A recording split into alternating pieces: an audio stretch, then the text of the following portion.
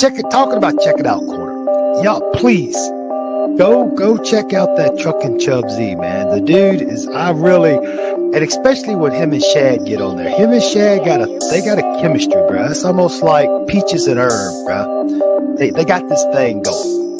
Yeah.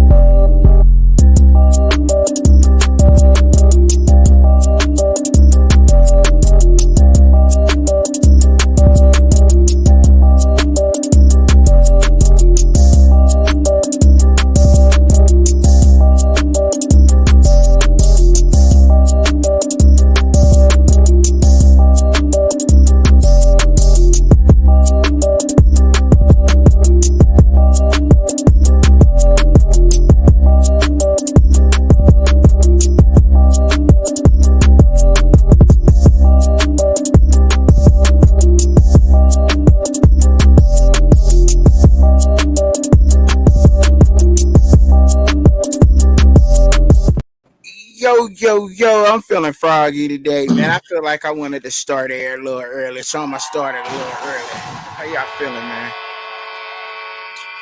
How is everybody, wonderful people out there, feeling today? I hope that everybody is feeling so gracious and so good today.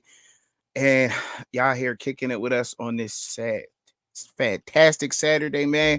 First, as y'all can see here, I already got the slide pulled up. We is going to start getting into Caleb Williams. And I had a question, and this is for every single body, including you, my co-host there. What's up, bro? What's going on, South Coast? King Birdstone in there. What's going on with everybody?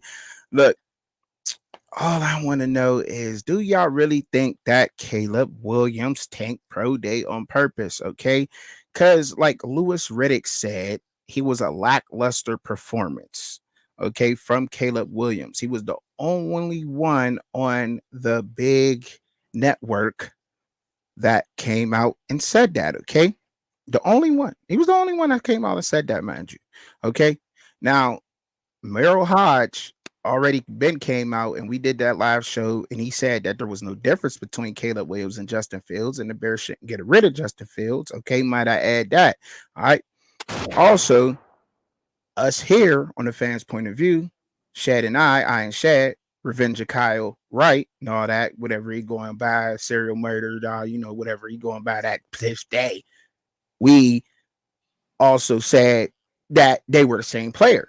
And Shad broke that down to y'all. Oh, excuse me. The Revenge of Kyle Wright broke that down to ya. Okay. And my question for y'all is, did Caleb Williams tank pro day? Are you on that side? Or do you think he did well? Well, I guess we're going to break that down a little bit. I'm going to go kick it to you, co-host. What you thinking about this, man? What's your evaluation of that pro day? I don't like Caleb Williams. Oh. So I'm gonna be biased. I mean, I don't like him. I'm not saying I don't like him as a person. Right. I mean, it's a spectacle at this particular point. Okay. It's like you can do all of this or not do all of this, and people, for whatever reason, they're getting paid. I'm not gonna say millions of dollars. We'll just say in the high six figures. These scouts and then obviously the head coach of GM, they making millions. Mm-hmm. Y'all are still going to pull the proverbial trigger and say, "Hey, look, this is the guy that we want to lead our franchise." Right. see it. I don't see it. Man, I don't see it neither. And we broke this down already. I mean, it's the same person. I mean, look, I mean, okay, Caleb Williams play on the field, and I'm breaking this down, and this is just me talking. All right, this ain't facts or nothing else.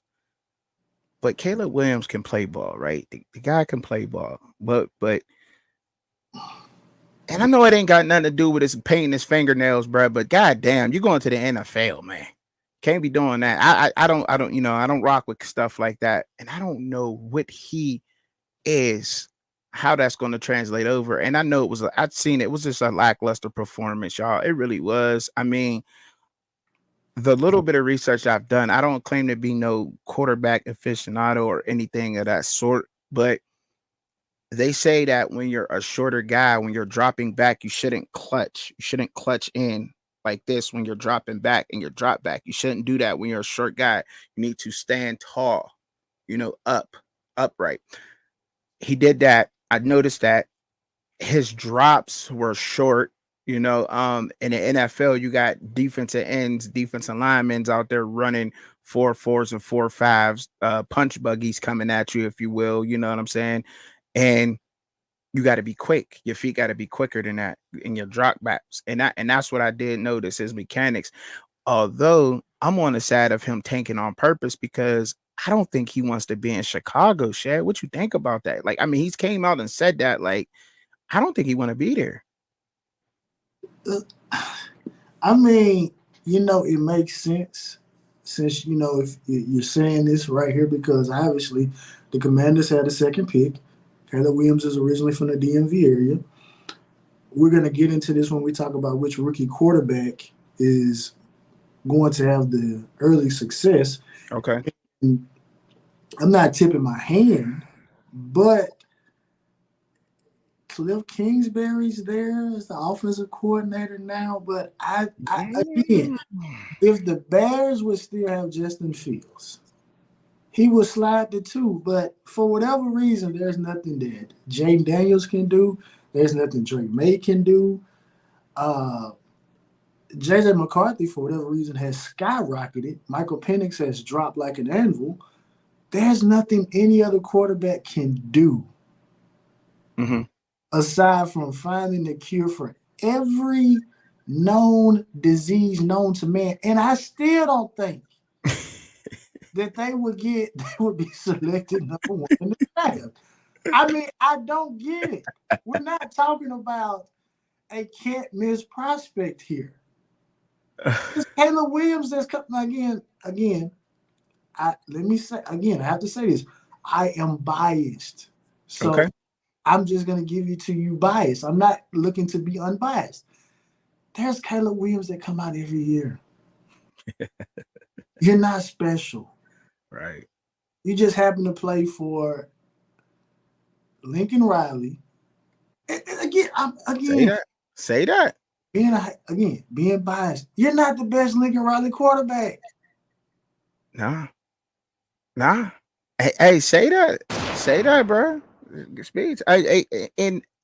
Okay, so let's just roll right over into our next slide.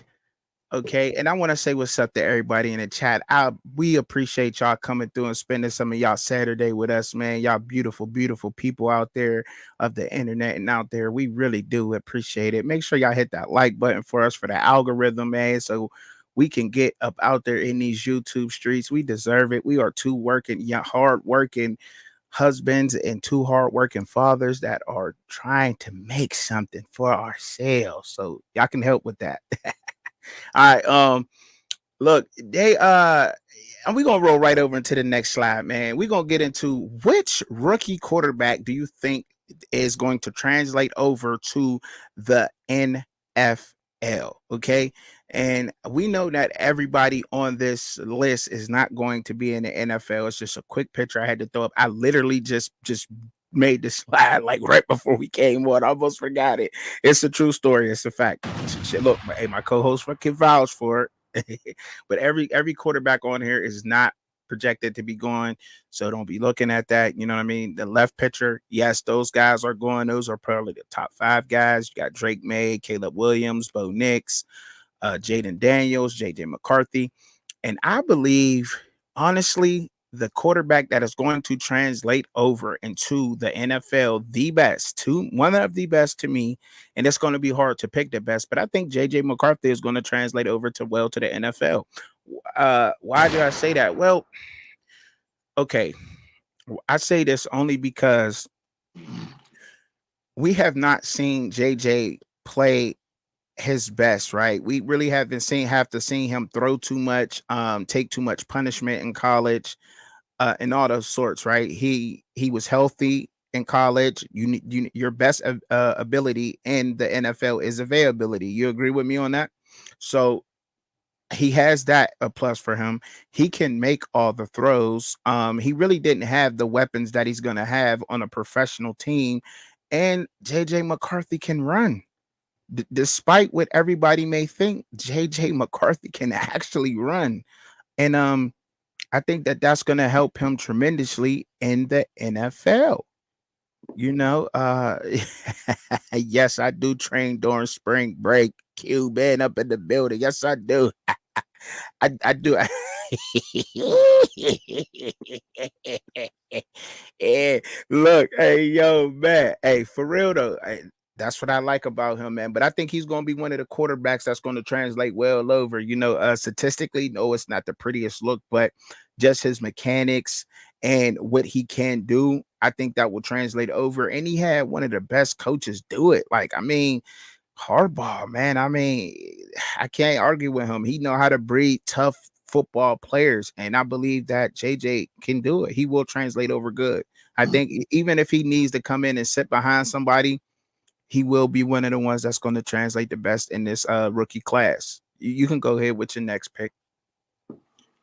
No, I mean we picked the same guy, but I just looked at it from a different perspective. I went to go look at the latest mock draft from Mel Kiper. Okay. So the latest mock draft has JJ going to the Vikings. So I went over to PFF. I went to go look at a couple of things.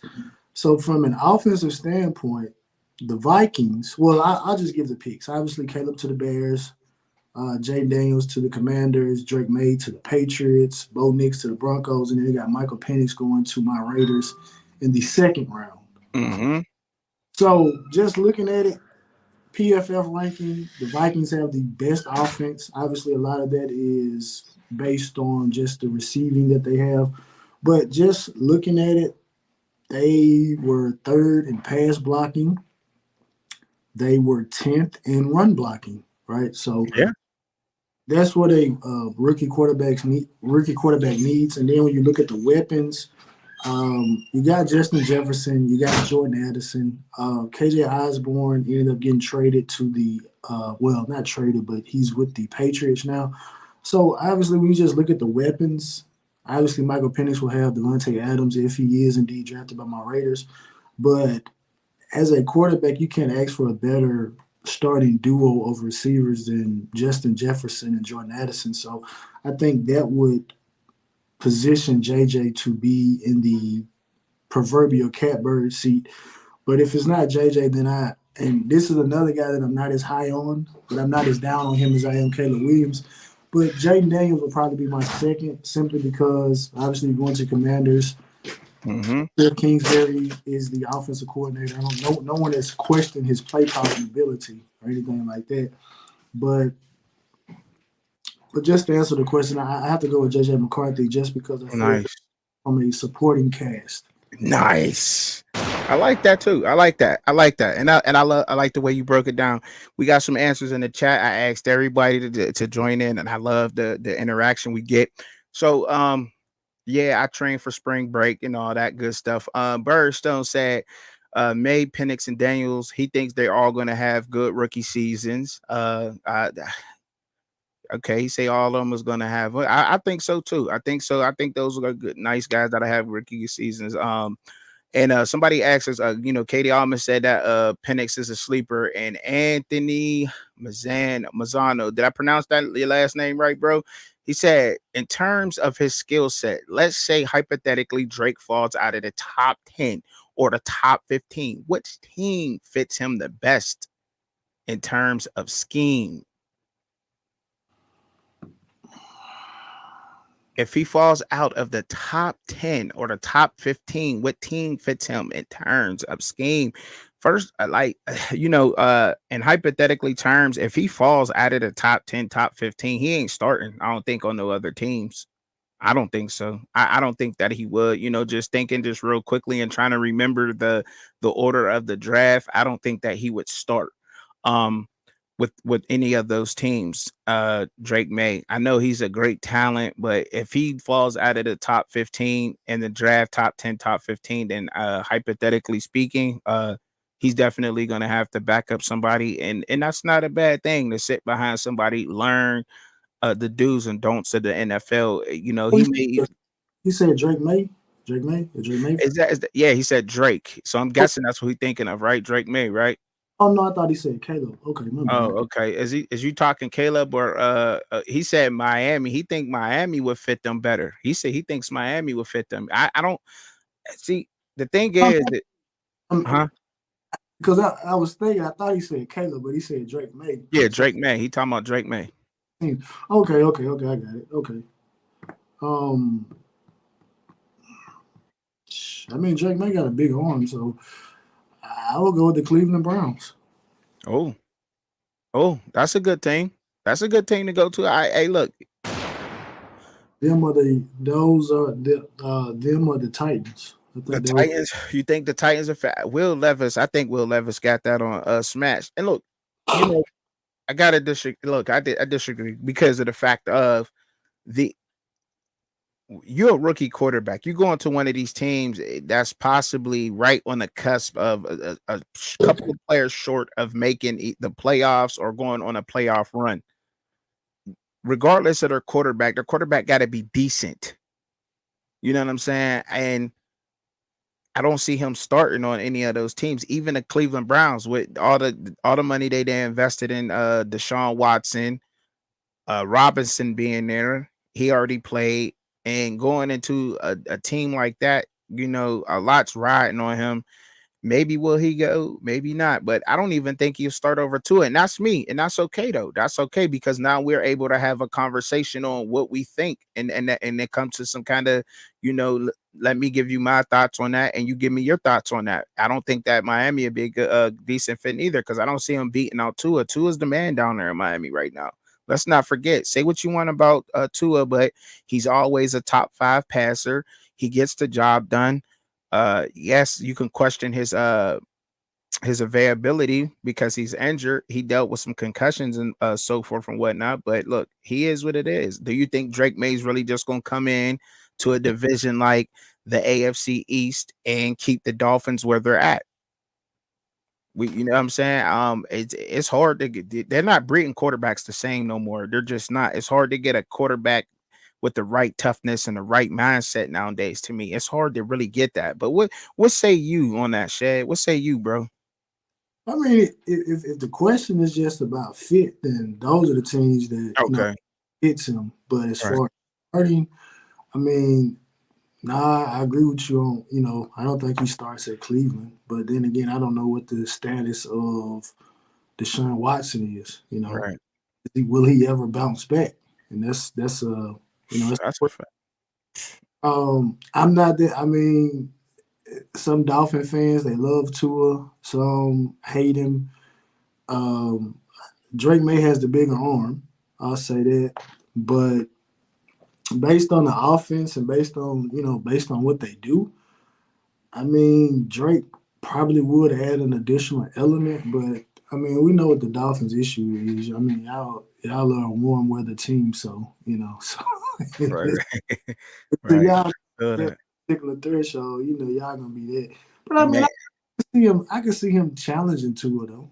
I do. I mean, he'll challenge. I believe Drake May. He probably challenge people, and that's a good thing. That's a good thing. He'll definitely. He might get the job in Cleveland. I might have to take that back. He might get the job in Cleveland because no matter where Deshaun Watson go, he just can't stop going to massage parlors and getting happy endings. I don't know what's wrong with him. That man got $250 million fully guaranteed. He don't have to play football no more. He don't. He ain't got to play football no more. But he damn sure ain't got to keep on going to the Instagram model massagers neither though. You can go to Las Vegas. Let me stop, man. I'm cutting up. That's him. You know? Yeah, it is, man. But hey, man, I just try to add a little bit of light that mood up a little bit. You know how it go, man. You know how I does it over here, man. We could move on to the next slide though, but I think we both agreed on that. JJ McCarthy, we think that's going to translate better over. Is there another name you want to throw out there? Because I know you always got a backup, bro. No, I went over the names, and like I said, what's astonishing me is this Bo Nix ascension. Right, he goes to the Senior Bowl. He doesn't look that well. They're basically saying, "Hey, look, you're a system quarterback." Which, I mean, a lot of guys are system quarterbacks, but I mean, they fine tune that system so good for Bo Nix that he performed very well with two different offensive coordinators, but he had a slew of weapons out there at the University of Oregon. Yeah, he did. I don't know. I mean, Bo Nix, because you like Spencer Rattler, right? Yeah, I do. I really, I'm a real big fan of Spencer Rattler. So he and Bo Nix to me are one and the same, and one of them, depending on the situation. I mean, yeah, you never. You could say that. You can say that about a lot of rookie quarterbacks. You know, going to the right system and whatnot.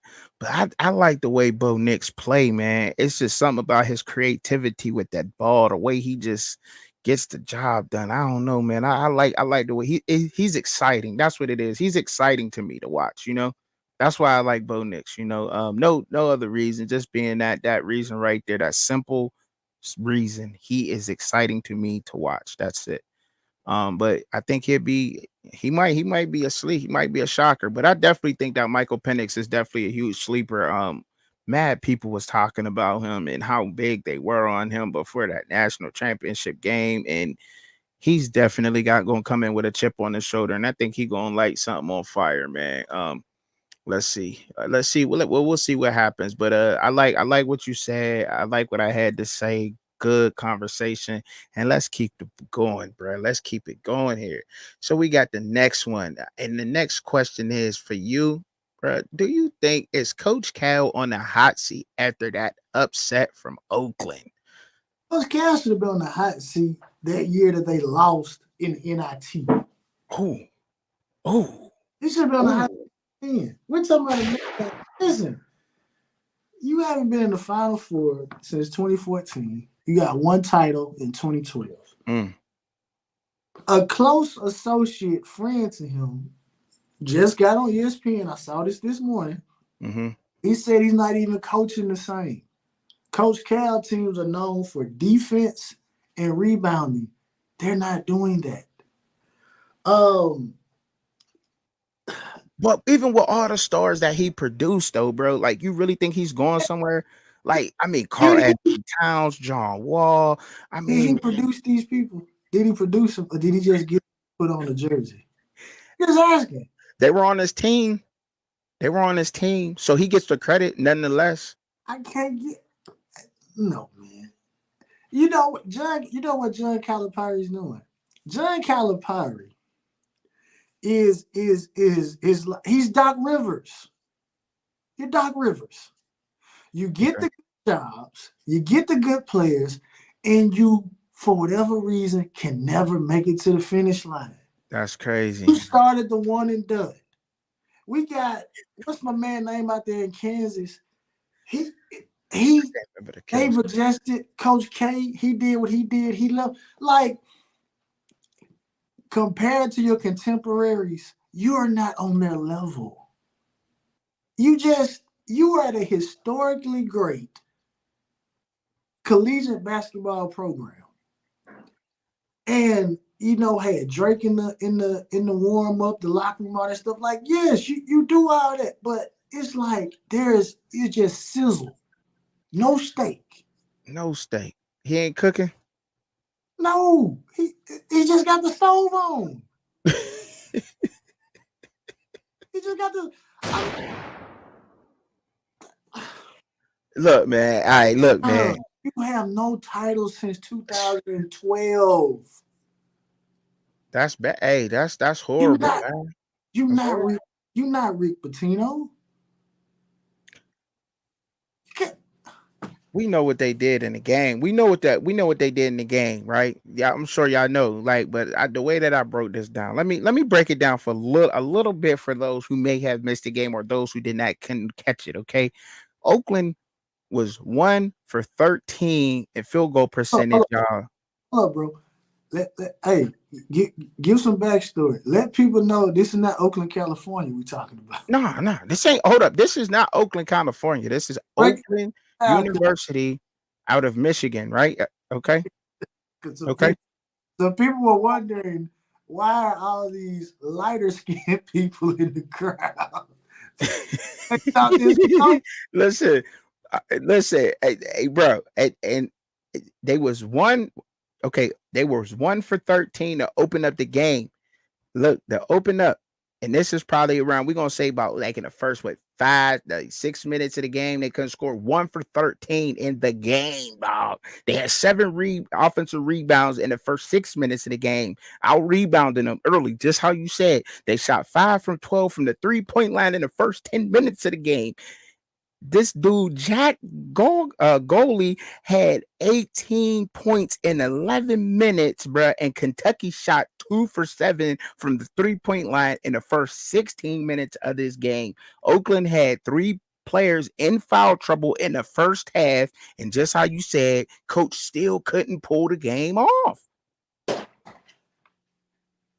No, I'm just saying, like, if that don't support it, I mean, you got 3 players in foul trouble in there, and look, 3 of them are their key players. Let me give y'all those names.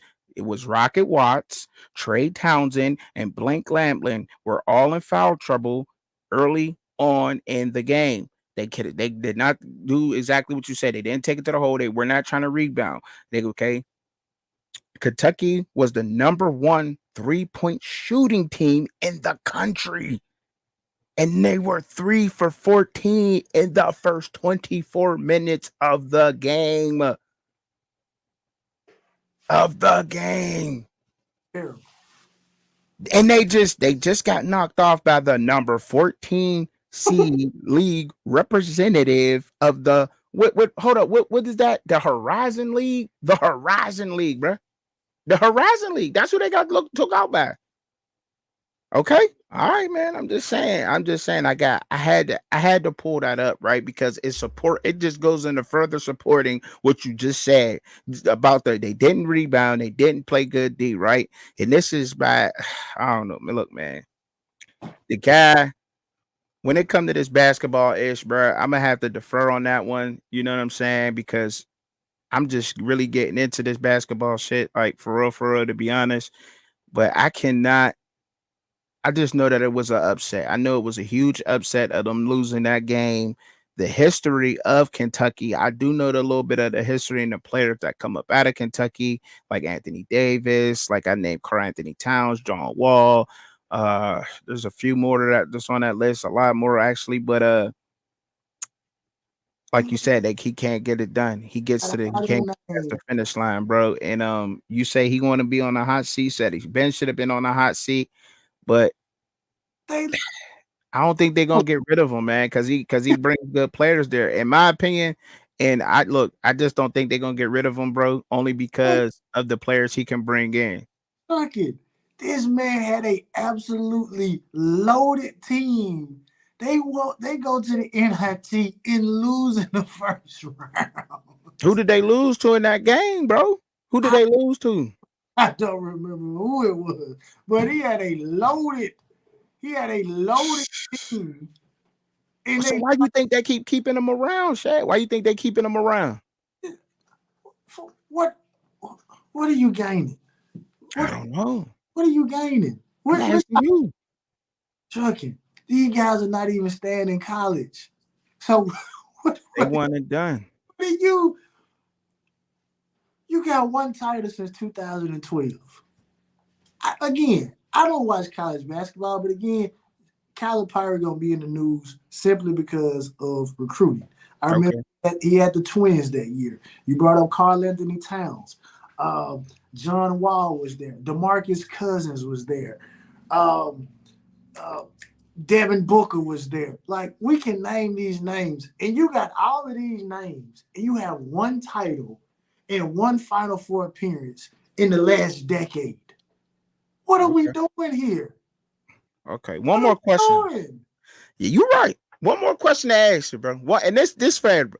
So is this about Coach Cal dropping the ball, or should we be talking about how much the coach for Oakland actually outcoached him and his team outplayed them? So should we be bigging up Oakland, or should we be going at Coach Cal right now? Because they did play a hell of a game. I mean, I'm just saying, like, where we at with this? But you know Where what? we at? But you know what? I will have to give I have to give Oakland credit, right? Because this was another thing that they brought up in that same segment that I watched on ESPN. Mm-hmm. And what they said was you can't expect these young teams to beat these older guys. Once they make it to the NBA, you know, they'll develop and they'll get better. But at this particular point, it's not working. So this is my question. Okay. Coach Cal, why can't you get these guys to stay at least 3 years? Or your contemporaries are dealing with the same exact thing and they winning. They make it to the Final Four, Elite Eight. But you got the biggest profile in men's college basketball. You're Coach Cal, Mr. One and Done. And he can't win the ship. And you telling me, what you say, Chucky? They were the best 3-point shooting team, and you mean to tell In me the country. you get to the And they shot horribly. Hold up. They shot horribly from the 3-point line. So let me give you some of the game statistics. Okay. So from the 3-point line, they were, let me get that. Make sure. Okay. They were 32% from the 3-point line. They were 9 for 28 from the 3-point line for the whole game. Oakland was 5 for 31. They shot 48%. Kentucky from the field was 26 for 61, 42%. The free throws where they, like you said, like you gave the key, and I don't even know if you looked at the stats or not, but they were 15 for 20 from the free throw line, which is 75%. The Oakland was 13 for 23. They should have put them on the line a little bit more. I mean, well, they both had 18 fouls in the game, but I mean, damn, Kentucky, I mean, small ball would have won it, but like we said, and like I seen in the chat, they like to play fast and transition and so forth and so on. They were only out rebounded by 1 rebound, 40-39. But however, the offensive rebounds, the second chance points that Oakland did get, well, they had 14 offensive rebounds to Kentucky's 11. The defensive rebound, they were out, they got that battle 28-26 over Oakland. Assists, they had 17. Oakland only had 16. They had 6 blocks in the game to Oakland's 1 block. Oakland had 5 steals to Kentucky's 2 steals. And when you're looking at the turnovers, that's, you can probably say that's what it was. Kentucky played sloppy. They had 11 turnovers. And I think that goes into what you said, like the older players. And yes, somebody in the chat is right. He had the guy shot, what he made 10, or what's his name, Jack Golick made, he was with I got it written down, let me get that. He was the 5th player since Carson Edwards to make 10 plus 3-point in the game, 10 of them in a game since Carson Edwards did it. All right. Look, I just gave you the stats. I mean, you broke it down smoothly, and I have such better insight of that and how the history of Kentucky is. Damn it. You so damn good with that. He is Doc Calipari. Doc Calipari is his name from now on. That's what you say. Man, and I like Doc too, man. I like Doc. I do. I like Doc. But man, oh man. As long as he keep bringing in them superstars that way, I mean, because The one thing I do know about this is when he brings in lists, there's a list of players. At least he brings in at least what 3 out of the top 25 from high school every year. Every year, at least three. At least three. What does that mean? What does that equal? It's supposed. What did Herm Edwards say? Herm Edwards To win the game. Look, bro. I'm not playing to win the game. This is bad, bro. You put Rick Pitino in Kentucky. Rick Pitino has more than one title. Yeah, hey. Pitino has more Final Four appearances since 2014. Rick Pitino in Kentucky, which I know it probably won't happen. Mm-hmm. Come on, man. Come on, Lee. Come on, Lee. Come on, Lee. Come on, Lee. Hey, my man broke it down, man. Hey, that's all, man. So let me make this clear. You believe that Cal should have been on the hot seat and he needs to be out of Kentucky. Bro, you gotta go. He gotta go. You on Mark Richt type of time right now. You got the talent to win, and you're not doing it. You're playing down the competition. You're losing games that you shouldn't lose. That you're losing games that you should win. Obviously, you know what happens in the regular season. Okay, that's fine. That's dandy. That's fantastic. Mm-hmm. But we talking about March Madness, bro. You gave me the recommendation. You said, go watch March Madness. You'll love it. And I'm sitting here watching this game down the stretch, and I said, Kentucky gonna lose this game. Did you enjoy it? Yes. That's what I'm saying. Oh, no, I take it back. No. I didn't enjoy it. I'm gonna tell you why I don't enjoy it. And it showed me why I don't watch basketball. Because of what you brought up, the 3 points.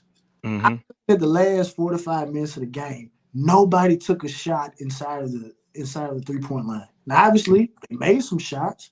Mm-hmm. I'm up here thinking, like, why not? And you brought something to my attention. You got 3 guys in foul trouble. Calipari. Mm-hmm. You got all these guys that superstar guys. You telling me they can't? You telling me they can't put one of these boys in the spin cycle, get to the rack, draw a foul? That was old-fashioned way. Not just any 3 of their important players. The only 3 that probably had points on the team was I said Rocket Watts, Trey Townsend. Trey Townsend had 17 points, 12 rebounds, and 4 assists in the game. He was in foul trouble in the first half. Rocket Watts had 8 points, 2 rebounds, and 4 assists in the game. So he, So he was, important to that game. And Blake Lamplin, he only had 3 points, 5 rebounds, and an assist, but he's still one of their key defensive players from my research. So yes, 3 of their important players. But what Jack Golick did, don't take away from what Jack Golick did. Goodness gracious, he shot the lights out of that gym, boy. You can't. But at some point, as a coach, you gotta adjust. Yeah, you're right. You're right about that, and that's where I was getting at with that too. He definitely had the guys in foul trouble, so he definitely should have made them adjustments. To somebody that's been around that long, as y'all say he has, you would think he would have made those adjustments. But once again, and supporting that, bro, like you said, the older players prevail over young talent any day. The knowledge. How long you've been here prevails. It did. And but are you enjoying March Madness? Are you enjoying it, bro? That's the only game. That's the only game that I've checked out so far. So like I said, obviously we're gonna talk about it more. So yeah, I'm gonna watch some more games. Look, it's the thing of a team like Oakland from Michigan, Oakland and Michigan. Let me make that clear. That can beat a Kentucky. You know what I'm saying? That's why, it's things like that, and so forth, which makes it a little bit exciting for me, those upsets and whatnot, so forth and so on. All right. But we're gonna keep it moving to the next slide. We got up here for you. Are you ready? I saw a list of names that they feel Okay. plays Coach Cal. So these are the names. I just wrote down a couple. Scott Drew, current coach of Baylor. Looking at what he's done, he's not an upgrade of John Calipari, but he, you know what? I can't even make a case for that. He's been at Baylor since 2003. He hasn't accomplished anything at Baylor, anything that would warrant saying, "Oh, we should fire Calipari for him." You got Danny Hurley, brother of Bobby Hurley. UConn head coach. They just won the men's title last year. They are making a run again this particular year. That could be an intriguing name. Yeah. Then you get to what I feel like are long shots. Brad Stevens, right? We all know Brad Stevens, head coach of the Butler guys. You know, they two NCAA championship appearances, runner up. Obviously, he's in the front office with the Celtics. Well-rounded coach, did well at Butler, did well for the Celtics, So I think that's a long shot. Bruce Pearl, currently at Auburn. I know a lot of us probably will. Me personally, I remember his time at Tennessee because I think he was kind of controversial, but he's at Auburn now because I think he got he had to get fired at Tennessee for something, and then he was able to come back to Auburn. Then you got Billy Donovan, current head coach of the Chicago Bulls right now. Obviously won 2 titles at the University of Florida. The thing about Brad Stevens and Billy Donovan, to me, which they are nice names, but we're talking about Brad Stevens last coached in 2013. Mm-hmm. Billy Donovan last coached, and this is college, 2015. What's important about those particular years? There was no transfer portal. There was no NIL. So you're talking about 2 guys that would be tossed into the absolute highest of pressure cookers at the University of Kentucky. And you have to recruit at a high level, and you have to, bro, not to prolong this subject, but No, let's get it. Let's get it, bro. Go ahead. Are you cooking? I heard something that just blew my mind. And I said, you know what, but I'm so focused on college football that, I overlook the other sports. But they're saying there's literally teams that have to opt out of the NI tournament. They can't accept the invite because guys have hopped in the portal. Yes. Oh, I've heard that same thing. And in part, right. I've also heard a coach talk about this, right? That a lot of some teams are not accepting the invite to the NIT also because of recruiting and the portal being open. You'll miss your window at getting a player if you're going into the tournament. Why take the chance to go into a tournament that is can we say participation trophy type of tournament? Like what does it mean to win the NIT tournament? I really don't know. I've never watched the NIT at all. I'm just being honest. It's not like you win the NIT and then you get a shot at the champion. Right. You know what I'm saying? So, they're missing that window. So they rather take the opportunity to go and start working on the off season immediately. And that's what I've heard that from several coaches have spoke out and saying this on a few different shows that I have checked out. So I'm thinking it's a logical thing. I mean, I can understand that. I could definitely understand that. And some players just don't think it's worth going into. But I definitely heard that. So, all right. So, are you done? You ain't done cooking. I don't feel like you done cooking on this subject, man. You got something else you want to add? I'm finished. Like I said, but you know what? This is what I say. That man will get fired, and he'll have another job the next day. Yeah, I mean, because of the lore that he has with these players, man. I think that's just speculating, bro. That's just what it is. I think, I think just that has a lot to do with it. The players that he can get, the players that he can get, I've seen some great comments in the chat. You know, I've seen people say the Nick Saban of college basketball. I've seen people say Mario Cristobal of college basketball. I've seen people say that, you know, a lot of names in the chat. Mario, because he got a title. He the Les Miles of basketball. He got one title, and you got all this talent, and you got one title to show for it. Okay. Yeah. I don't know who I did. You know, he getting the Caleb Williams with me now. I'm starting not to like Coach K. Oh boy, you already sound like you ain't on that's roster. But what's the next one we got coming up, man?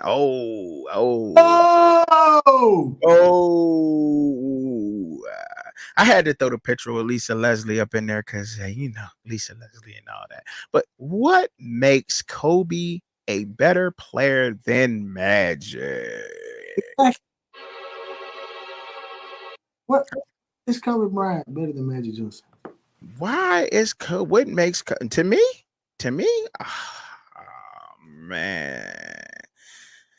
Okay, so I'm gonna let you cook. I'm gonna prep. I'm gonna marinate the meat. I'm gonna chop up the onions, the garlic, the curry, and I'm gonna then I'm gonna marinate it. Then I'm gonna let you cook. So let me. All right. How that sound? That sound all right. That sound all right. So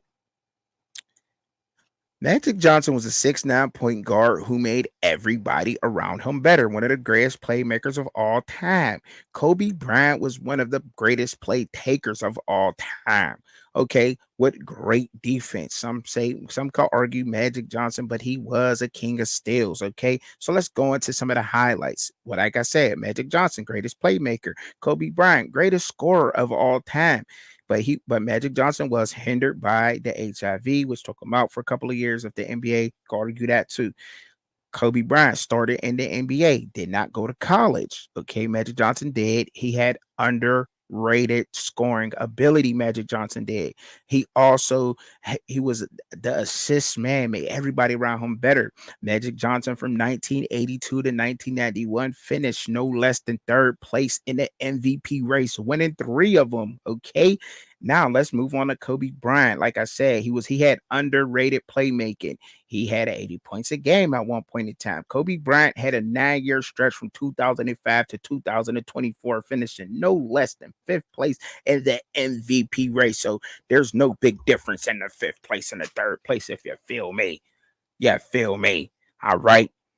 And it says, so you can argue, was Magic Johnson on a super team in the 80s in a weak West? Was he? I don't know. I'm going to leave that up to y'all in a minute here. Or you can say, was Kobe Bryant into a strong West in the early 2000s? Let me keep giving y'all more about Magic Johnson, okay? You get those questions on his defense. Magic Johnson was also a 12-time All-Star, 2-time Steal champion, 10-time All NBA, 3 times Final MVP, 4-time assist champion, 5-time NBA champ. From 1979 to 1980, he was on an All Rookie team, the 3-time MVP, and he was on the 75th anniversary team. Now, when we go into Kobe Bryant, 18-time All-Star, 5-time NBA champ, 1996, 1997 All Rookie team, 2 times Final MVP. He even got an Oscar up out of the deal. 2-time scoring champ, 15-time All NBA, 12-time All Defense from 2007 to 2008. He was the MVP and he finished on the 75th anniversary NBA team. Now, did I marinate it? Did I chop up the garlic and the mice and everything else? Put the oregano on there? No. Now you can cook, sir.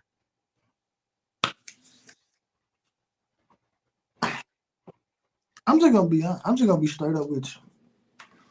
I don't care how nobody feels about this, but what do everyone say? Would you want to have the original or do you like the generic version? I'm gonna ask you that. Do you want the original or the generic? I want the original. Hold up. You ain't just hear what I just gave you, bro. I ain't getting no original. We didn't go to Aldi's. I didn't go get my onions from Aldi's just now, man. I went to the what's the Whole Foods. I just went to Whole Foods for you and cut up them onions, bro, fresh off the farmers. Okay. So this is what I'm saying. You're comparing a generic Michael Jordan to the greatest point guard in NBA history. Hmm. Magic Johnson was a unicorn. He was a unicorn. Yeah. Magic Johnson didn't come to the NBA looking to be like someone else. Magic paved his own way. Now again, this is no disrespect to Kobe Bryant, because I love Kobe Bryant. But I'm gonna tell you, and I'm gonna ask you, did you feel this way too, right? Okay. We all been in the backyard playing ball with our friends. We all do the final countdown. 5, 4, 3, 2, 1. When do we turn around and try to get an assist? Never. Never. We do it to take the final shot. And when we take the final shot, what we used to say? Jordan, Kobe. Never said Magic. Never. So it's almost like mentally you're like, because he's a scorer, that somehow ascends him above someone that facilitated this entire thing. Now, you asked, was Magic on a super team? Magic made that team better. That team, they won a championship before Kareem got there in 72. But they didn't win another championship until Magic got there. And then that's Showtime. They just did a mini series about this, about Magic. Magic's career was cut short. Now, people bring up Magic didn't play in the defense. Magic wasn't horrible. No, he wasn't horrible. I mean, Magic wasn't horrible in that defense. Absolutely not. I was kind of shocked. He didn't make any all defensive teams, and Kobe was able to make 12. So, okay, I'll give you that. But at the end of the day, he made the Lakers Showtime. They won. They won big. And he beat tough teams. Like Cuban said in chat, he beat tough teams. Like I agree with that. And I did drop a link. I did drop the link in the chat. Most definitely just did. If anybody want to come on for a couple minutes during this topic, you got it. And to me, Magic made a bigger impact. So this is really where this subject came from. Because when I texted to you, I said what I'm seeing right now on the internet is like, I know people feel Kobe's better than LeBron. Okay, cool, you can have it. But now when you start saying, oh, well, no, Kobe's the greatest of all time, then I'm like, Kobe's not even the greatest Laker, in my opinion. Right? Just two different styles, two different eras. Can you compete? Can you even say? But like, could you? But this is what I'm saying. Magic is gonna be Magic in any era. Kobe will be Kobe in any era, but Magic took the team to the championship. Magic again. We remember Kobe. Oh, I don't have any help. I'm gonna leave. No, Kobe, why don't you evolve your game? Listen. This is we could talk about. They saying, oh man, like that. Okay, so we got somebody that's gonna come up in here. I'm gonna let y'all come up in here for a couple minutes during this topic, and then you know what I'm saying? If not that like that. So who we got coming to this? It say Trucking did not what? Trucking didn't what? Did not pay me.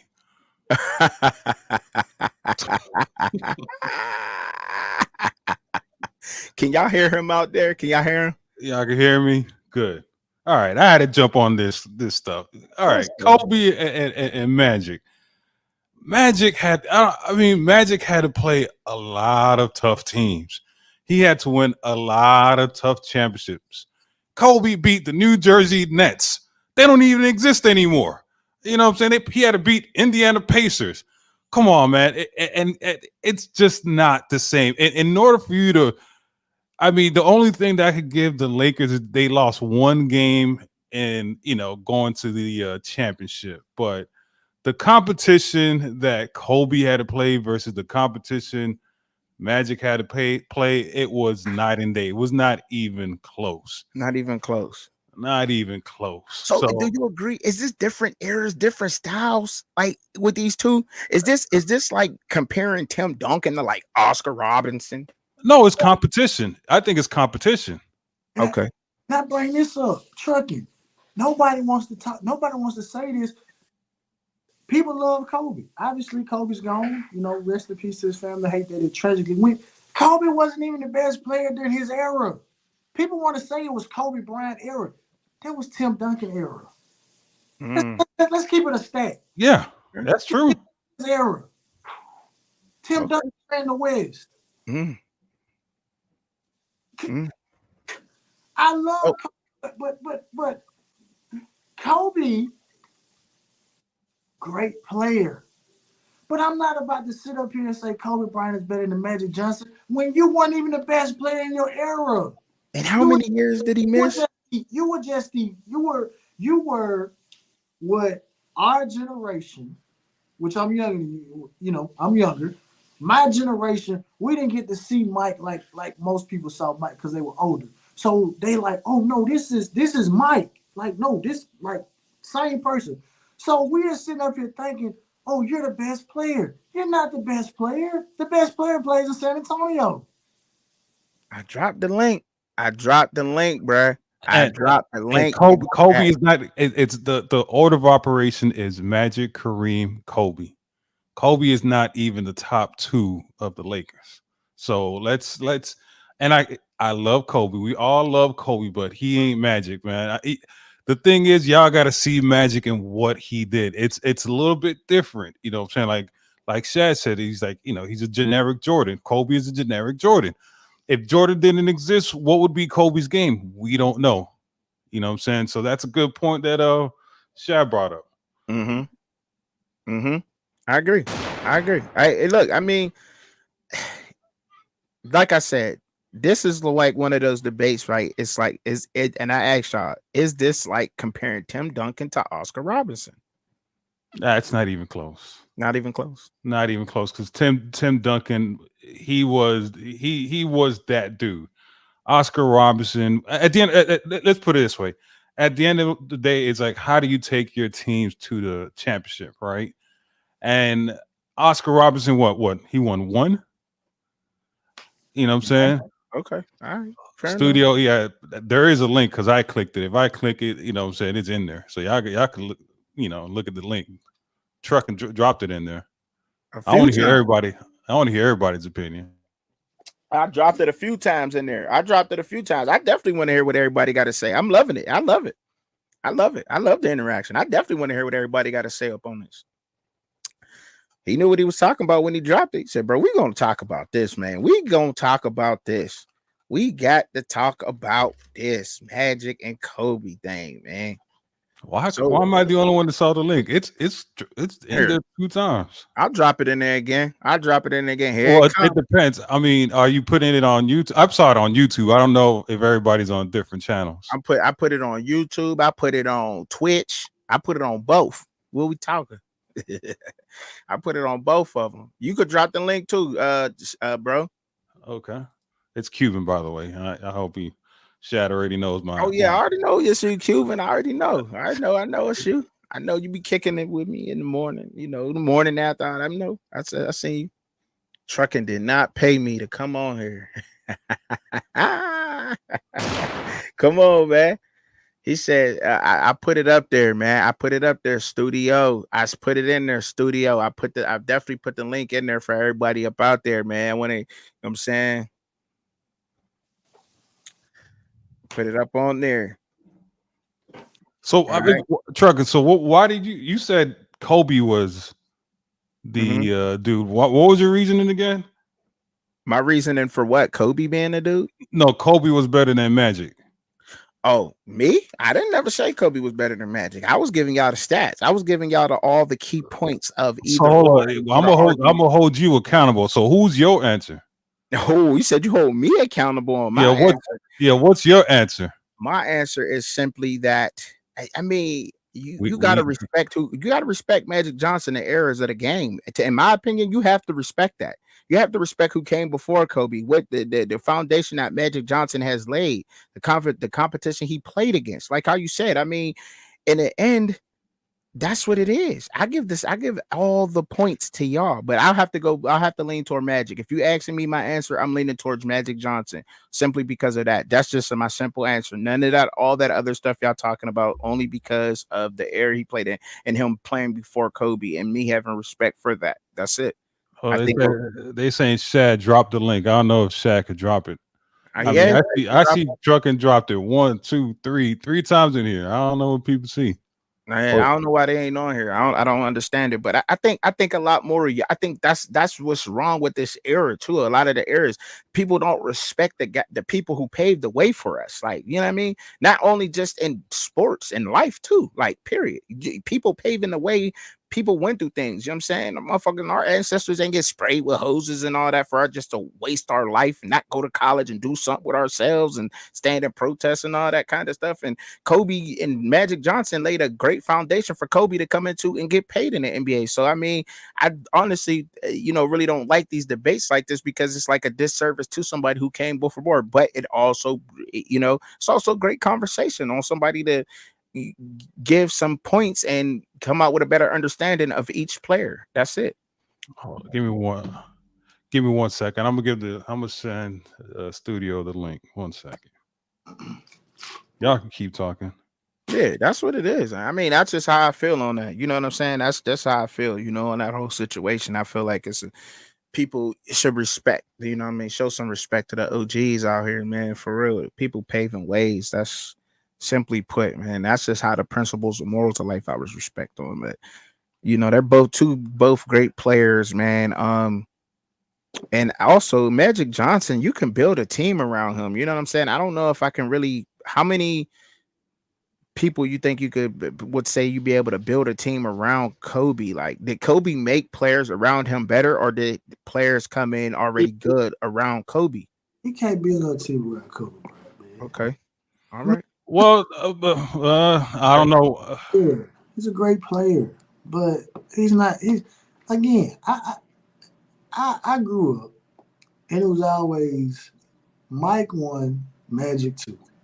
And then you can fight who you want, 3, 4, 5, 6, 7, 8, 9, 10. You can do that. But Magic and Mike, them the top 2. I don't know where this Kobe Bryant love is coming from. I mean, great player, but come on, man. We're talking about a man that revolutionized the game. The position. Burst, drop your Twitter or something. I'll send you a link. Man, I sent them a couple times, man. I'm not, you know what I mean? I can't pause the whole show for somebody to. No, I got you. I'll be the producer. Okay, cool. Yeah, like, man, look, this is we about to get up into it. They say you crazy. They say my boy crazy. They talking about Shad crazy. I said Shad crazy. He said, you talk about, man. Nah, man. I agree with that though, man. I agree, man. Kobe Magic is the man, dog. He the man. He came in, did his thing. Unfortunately, what was it, 4 to 5 years that he sat out because of HIV? What is it, 4 years to be exact? 4 or 5? Which one was it? Help me out there. But 4 or 5 years that he missed because of that too. He would have done a lot more. He would have done a lot more had he not sat out those 4 or 5 years. Which one was it, bro? Shad, what was it? Was it 4 or 5 years he sat out? Hey, but Truckin, this is what we can do, all right? Because they might be watching it on my channel and they may in my chat. So what we can do, we can finish this show, and we can go. We'll go over to. I'll send you the link, and we can go, and we can finish the discussion because I'll get through these. All right. So okay. So what would that? Y'all heard that? Y'all heard that out there? We gonna finish this discussion over with. So he don't want to pause the show neither. We gonna move on to the next topic here. All right. So the next topic we got here, y'all, is will women's college basketball retain its popularity? What do y'all think out there in the chat on this question? Because look, me, without a doubt, women's college basketball is going to retain popularity. Okay. Okay. And this is why I'm about to give it. Like, you want to go first, Shad? Because I got a lot. I could go on this one. I got a lot. I got a whole lot. Shad, you got this, or you want me to go? Oh no, man. I mean, like I said, I just the way I'm looking at it is I think they got the perfect formula, but I want to put this out here before I get into that because Okay. women's college basketball, in my opinion, they still have a long way to go. And I'm gonna tell you why. Mm. Mm-mm. I remember what Gino Auriemma said Go ahead and tell me. What he about, said about about basketball in the summer and AAU and stuff no, like no, no, that. no, no, just Oh about no, but we know what Nick Saban said though, right? yeah, Yeah, we Talking heard. about Gino Auriemma, arguably the greatest women's college basketball coach of all time. He says the exact same thing Nick Saban says. We don't know. So that to me, that shows they have a long way to go, but they are doing it. But I'm gonna tell you what this is what Gino said. Gino said, how do you coach in an environment where the players believe they owe you nothing and that you owe them everything? Now, Mm. maybe Nick Saban would have went up there and said that. He said it, but he didn't get straight to the point like Gino got. So it's popular, but that statement right there, that would have been plastered everywhere if they were getting the recognition that they truly need. But I Mm. say this though, right? Looking at the first team All-American team, obviously you got Caitlin Clark, but what was so phenomenal to me is you got Juju Watkins, 6'2" freshman, USC. Mm-hmm. You got Hannah Hidalgo. Hannah Doggo or Notre Dame. Yes, 5'6", Mm-hmm. I know the name.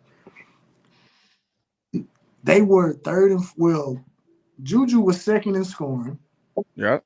Hannah was fourth. So, and then I'm looking at some of the young ladies that are going to be here next year. Sarah Strong is the number one prospect. She's undecided right now. I think she's picking between UNC, UConn, and Duke. Joyce Edwards is already committed to South Carolina, and you got Jelani Cambridge. She's committed to Ohio State. So Mm-hmm. I think right now, for whatever reason, they have a formula that I don't think that they had back when Brittany Griner and Candace Parker were going. And Mm-hmm. this is the formula to me. You got the big time score. You got Caitlin Clark. So you got to talk about Caitlin Clark because she's doing some record breaking things. Absolutely. I don't like using the villain word, but that's what they have done to Angel Reese. Angel Reese is the villain.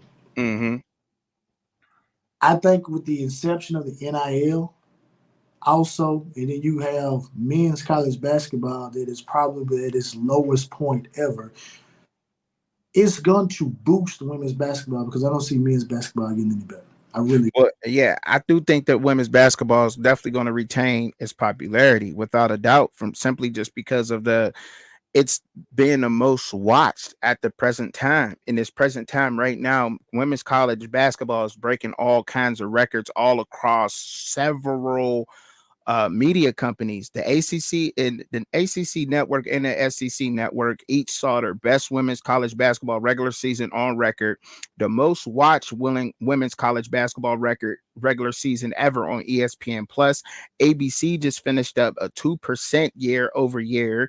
ESPNU just registered its most watch regular season since 2020 and 2021, and they just increased 23%, bro. And that's just some of the reasons why, because they're breaking all kinds of records. Like you said, they have a formula, and some of the most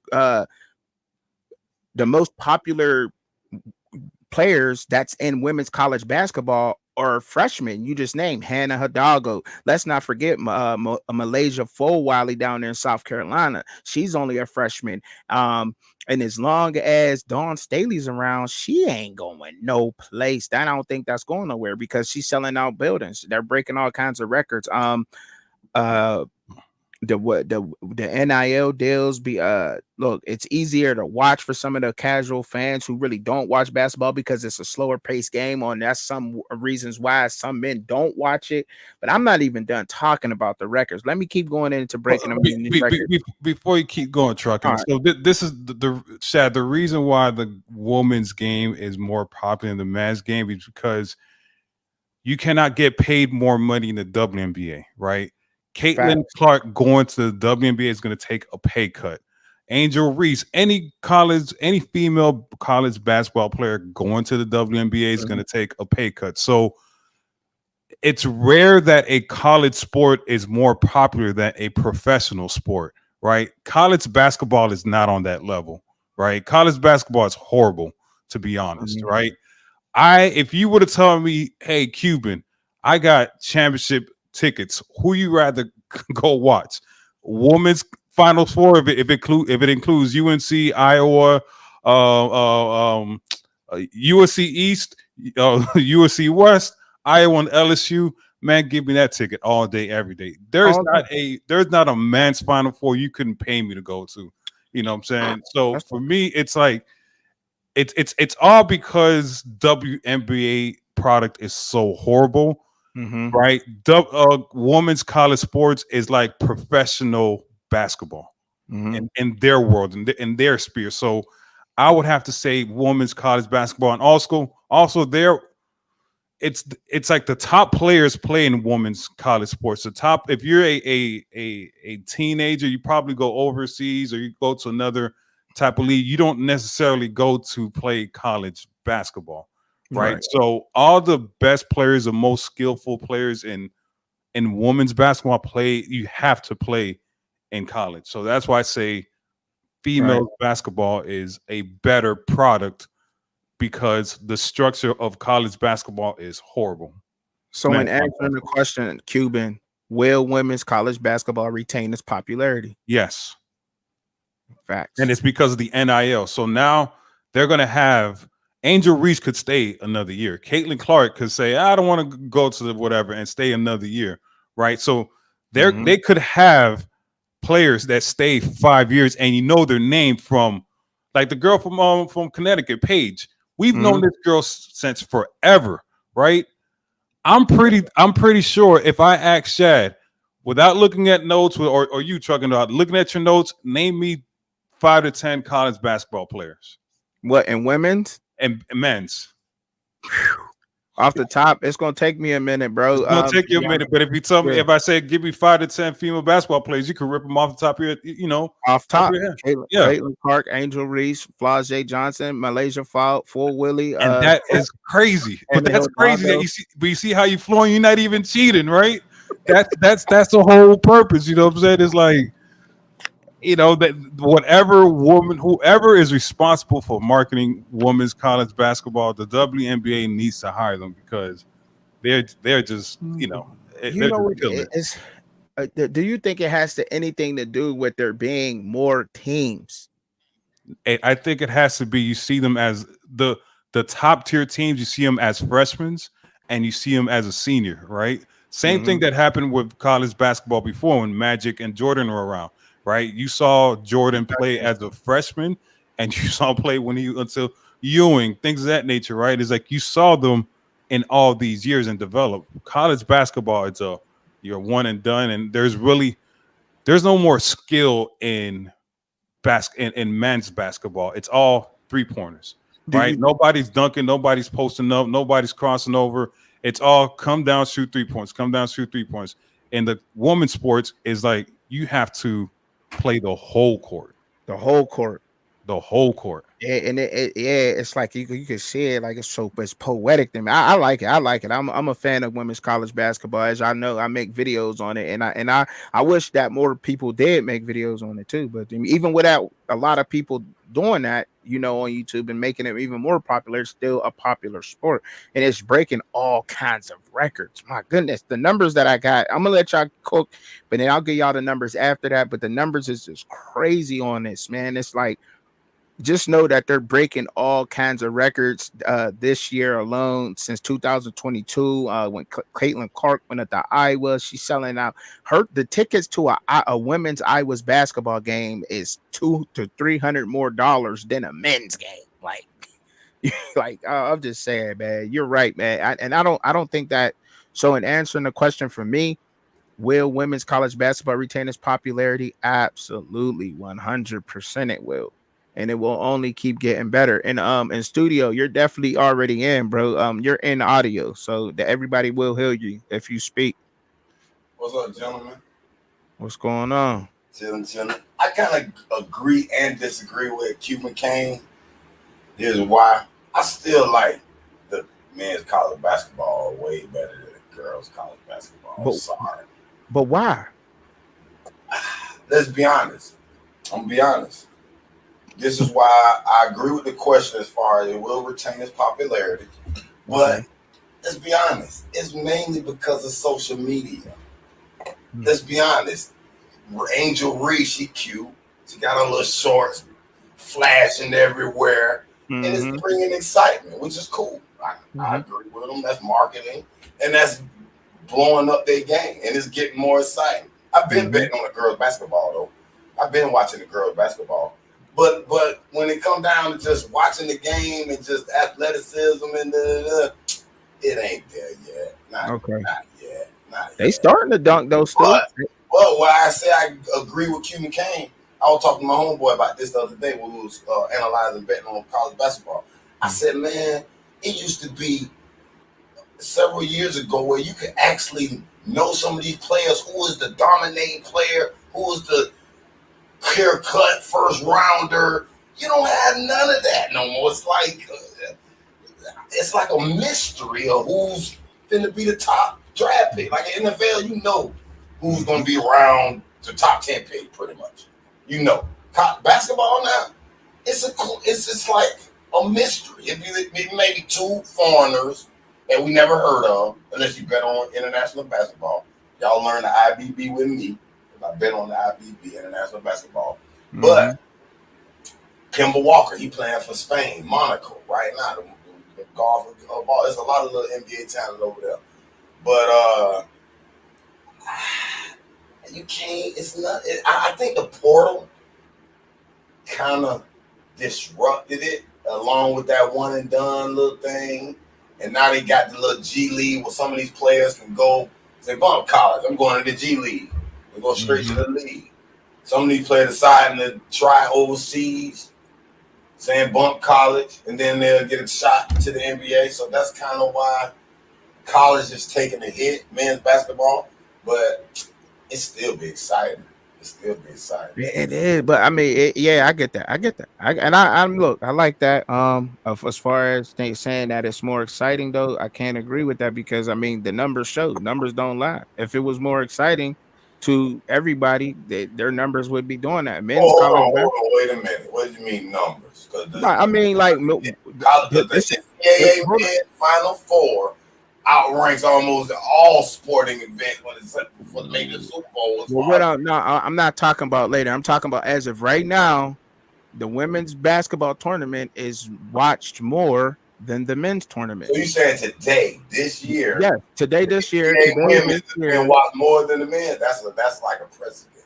Yes, that is a fact. It's a fact, bro. This year, women's college basketball tournament, the NCAA is being watched more than the men's. Absolutely.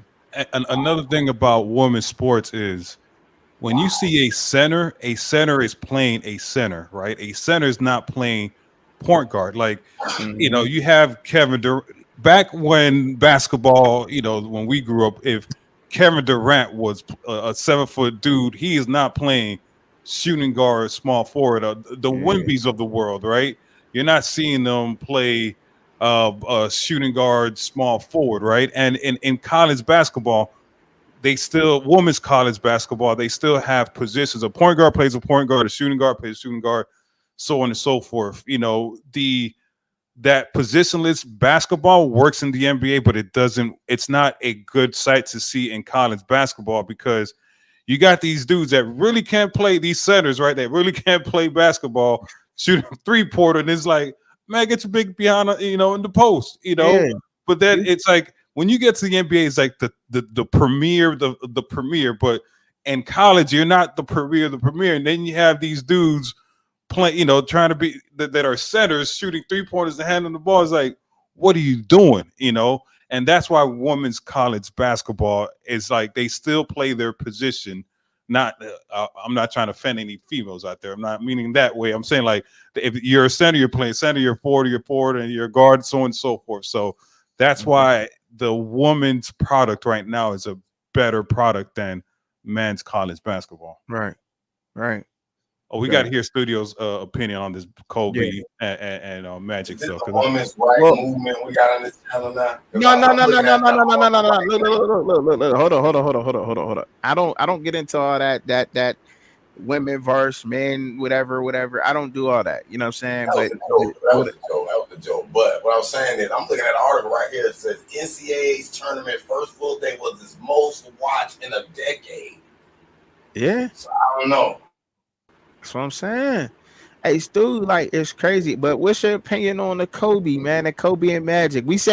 But look, Shad wanted to go jump over, or he wanted to take that opinion over to his channel after the show. That's what he wanted to do. You know what I'm saying? But I mean, if you want to cook on that, you go ahead and cook on that for a minute.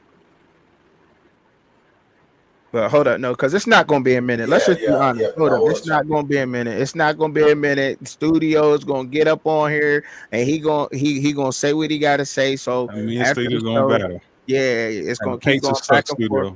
Studio. So right after the show here, go over to Shad's channel, and then we're gonna finish up that Kobe and Magic conversation, because that's a conversation to be had for a couple of hours. It is, man. It is though, man. But yeah, man, this their most broadcast year, man. They breaking all kinds of records. The 2023-24 regular season Big Ten averaged over 100,000 viewers per broadcast, 46% up over from last year. Big Ten championship game on CBS averaged more than 3 million viewers. It peaked at almost 4.5 million viewers, 4.4 to be exact on that. Iowa's overtime victory over Nebraska is the most watched women's college basketball all time on CBS in 25 years, y'all. 25 years. The last time it was up that high was January 10th, 1999, and they had 3,879,000 viewers, and that was Tennessee versus UConn, if y'all can remember that game, anybody out there. But yes, ESPN is up 7% increase. ESPN2 is up 32% with an increase on there. That the average ticket price in Iowa right now is $136 for a women's game. It's only like what $66 for a men's game. Last year's women's national championship was 9.92 million. It peaked at 12.6 million viewers. One more thing, and I am done with the women's thing. 162% increase in the average sold regular season compared to last season. Yes. Shad, They Shad, we expecting good results in 20 years, Shad. I'm just telling you right now. 20 years from now, we got some high expectations out of you there, Shad. Oh yeah. She gonna be out there, you know. Ah, the- Y'all mind if I switch the topic for a quick second? what you want to talk? What you want to chat about, bro? What you want to talk about? Because I got the next one here. You know what I'm saying? I was going to talk about, what do y'all think about that Jake Paul Mike Tyson fight? Oh boy, Jake Paul and Mike Tyson. Y'all think it's going to be real or fake? It's fake. Yeah. You know what, Cuban? It's You know what made me bring this WWE, up? Because at first I was like, I don't want to watch this because I got a bad taste in my mouth on these type fights. I feel like they buy, you know, they ain't real. But then I was starting to look at it, and I was like, man, I kind of do want to see Mike Tyson knock this dude out, man. I'm kind of tired of him. Then I seen a little clip where it's saying Mike Tyson will offer some money to throw the fight. So I said, Mike Tyson, please don't do it because you're the reason why I stopped watching wrestling. I don't know if y'all ever remember this match when Macho Man Randy Savage fought Hulk Hogan, and he defeated Hulk Hogan. And Mike Tyson was the referee. And Macho Man and Mike Tyson get into it about the ending of the match. And Mike Tyson knocked Macho Man out. But when I was a kid, I looked at it, I said, Mike Tyson ain't hit him. I said, he didn't hit him. You know, Mike Tyson wasn't good at that acting yet. I said, fake. This was first time I had epiphany. I said, no, this is really fake, man. I ain't watched wrestling ever since. Man. Yeah. I can't remember when wrestling got ruined for me. I don't know. I can't remember how old I was, but yeah, somebody told me it was fake, and I was hype. I was mad. I was so mad. I was so mad. No, but I kind of vaguely remember that match. I don't remember it all the way. I don't. But I got this next one up for y'all, man. What about this this ACC lawsuit? I know a bunch of y'all is ACC fans. That's where y'all home team lives at, and I had to put this up here, man, because this is like whether we want to say it or not. And if y'all notice, I got the bag of money with ESPN and Fox, right? If you can see that on the slide, and that's only because ESPN and Fox hold all the money that the conference is looking for right now. I put this in my notes. Let me make sure that I got it correctly when I'm telling y'all, so it's not like I'm making this shit up or anything. Okay. So ESPN and Fox hold a major stake in a primary rights holder for the ACC. So all their football related television distribution money is pretty much they dependent on ESPN right now. But let me break this down to y'all a little bit. So just bear with me real quick. All right. So 7 of the 14 teams in the ACC, they got an exit plan for the conference, and the television contracts would push them at a huge disadvantage to the fellow power conferences. Obviously, the Big Ten and the SEC hold all the power because of Fox and ESPN, like I said. So the ACC administrators and the commissioner, Jim Phillips, y'all, they went into like this meeting or whatever. They had a meeting on this stuff. So the league is like, obviously, it's in shambles right now because Clemson is taking the ACC to court about exiting. They went out. Clemson went out, and so do FSU. They all went out. Now, Miami was in the meeting last year. UNC was in the meeting last year. North Carolina State was in the meeting last year, and I got one more that was on there. I said Virginia. Yeah, they were in the meeting. They were all in this meeting last year, leading up to this, and it's all about the revenue and the TV money distribution. ESPN holds a major stake part into the rights of Clemson's television deals, and the ACC is pretty much going broke. And they're in the situation of the Pac-12, just to make this simpler. And if ESPN pulls out of if they don't next year extend the deal that's supposed to be up in 2036, if they can pull out the last 9 years of this television deal. If they do that, then there'll probably be no more ACC. Then the ACC will probably have to rebuild again. And they are saying that there's 8 to 10 teams that they will have to rebuild. And just to break this down smaller, so I'm not going on too much of a rant here and just talking so long, what teams do y'all think will go to either a Big Ten or the SEC? Just real quick. That's just a quick question, real quick. What teams do y'all think will go to the Big Ten or SEC out of those teams there? Because they went out. I'm gonna answer this first before we get to that question. We gotta ask the question: how did we get here? Okay, so we got here because why ACC on the verge of collapse? Mm-hmm. I gotta go back to 2004. Mm-hmm. Oh boy, we did this yesterday. 2000 and what? Those came. 2004. Shout out to Kane, Rise of the Fall. Now think about this. ACC made a power play in 2004. Mm-hmm. Now, you look at it today, it don't look the same. But if you can put in your mind 2004, we're getting the Miami Hurricanes. You're getting the Virginia Tech Hokies. Just to go down the history lesson, ACC got a program that was 55-8 the last 5 years. The Miami Hurricanes. Virginia Tech was 48-15 the last the 5 years before they got there. That's what you were getting. When you look at the overall landscape, there has not been another conference that has added 2 teams with that amount of prestige, that amount of winning since 2004. Mm-hmm. ACC should not be in this boat. Let's go a step further. before 2004, well, including 2004, I looked at the winning percentages of all the conferences. ACC, this obviously up to 2004, 54%, Pac-12, 55, Big 10, 55, Big 12, 57, SEC 56, and then I even threw the Big East in there. They were 56. So we're talking about conferences that are just right there. Mm-hmm. Not really a big drastic.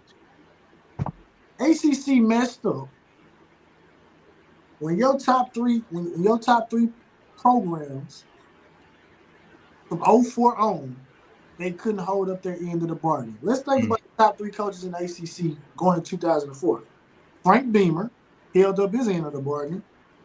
Bobby Bowden was on the downslide.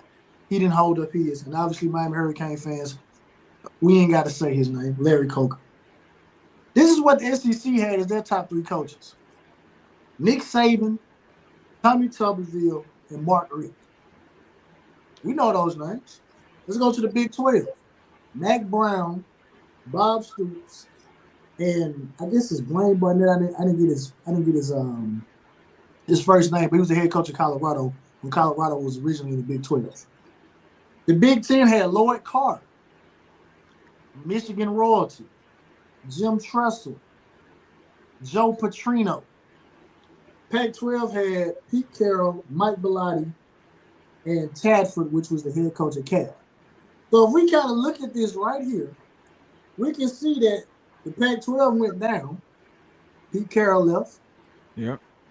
Mike Bellotti stayed. Oregon remained what they were, but they're gone now. The Big Ten has been able to hold on because the Big Ten has been able to replenish their coaches and keep good coaches there. He hasn't been able to do that for a long period of time. We know the SEC has done it. So boils down to this.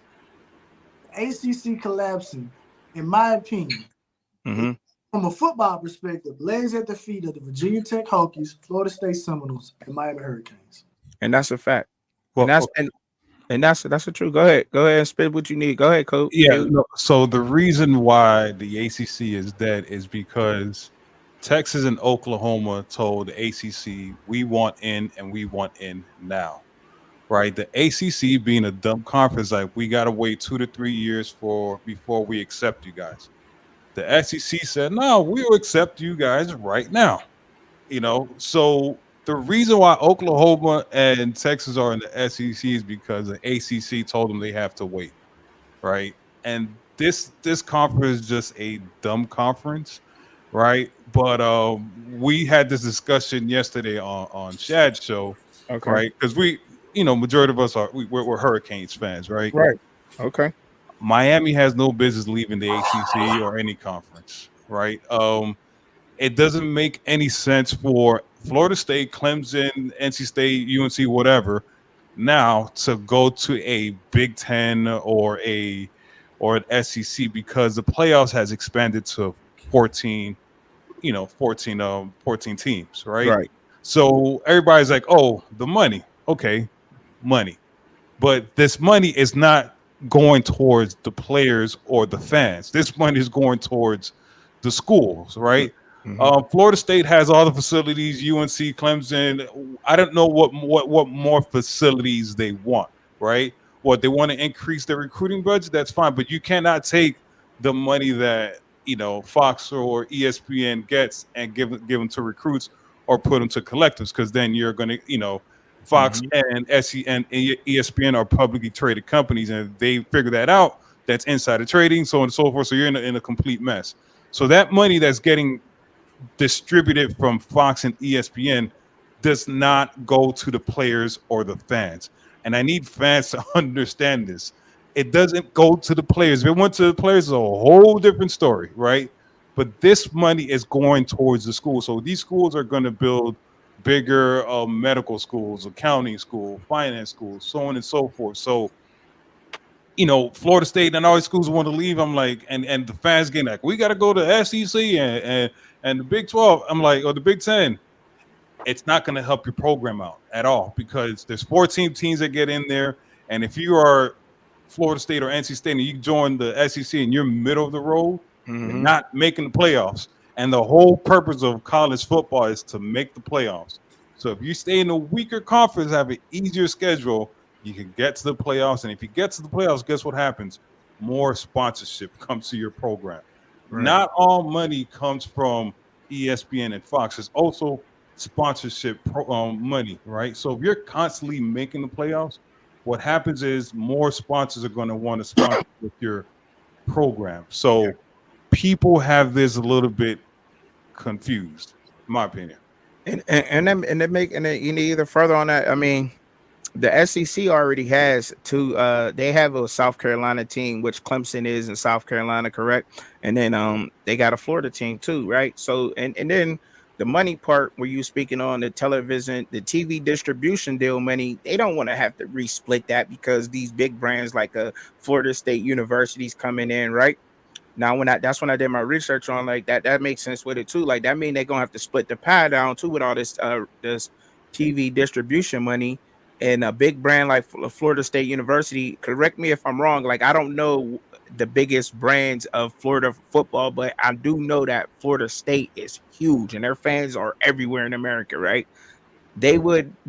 You can argue that Florida State University would outshine what the Gators. Am I wrong? I mean, that argument, or are their fans deep or what? I mean, I don't know. I'm not down there. That's why I'm asking y'all, and I want, what I'm saying, an honest opinion about that. I'm not down there in Florida or down in the South to see that kind of impact on that. You know what I mean? But they don't definitely want to let them in because of the television distribution money. That's definitely a big part of it right there, without a doubt. And that's why they're arguing that. So, I mean, if they were to join, it'd probably be the Big Ten. But then to go in the Big Ten, they'll probably have to take another pay cut to do that. Just like Washington and Oregon took a kind of a pay cut to go over into the Big Ten. I think they're projected to make, though, a lot of money. Probably like let me get the exact amount, $50 to $60 million. Well, how many? Annually. How many slots does the SEC and the Big Ten get automatically? Is it 4? 3 I to think 4? they're trying to go by the 2. I think they're trying to go by 2. Yeah, before 4. Yeah, we could say 4. Yes. Right. 4. So let's think about the Big Ten. The automatics are always going to be Michigan, Ohio State, Penn State, USC, Oregon. Right. That's 5 teams that you could kind of guarantee that are going. You could kind of pencil them in there. Right. So if you're Florida State or Clemson, you got to go ahead and try to get into that top 5, right? And the SEC, you have Bama, UGA, LSU, Texas, Oklahoma, Texas A&M, right? Tennessee. That's 7 teams right there, right? So Clemson and Florida State and Miami.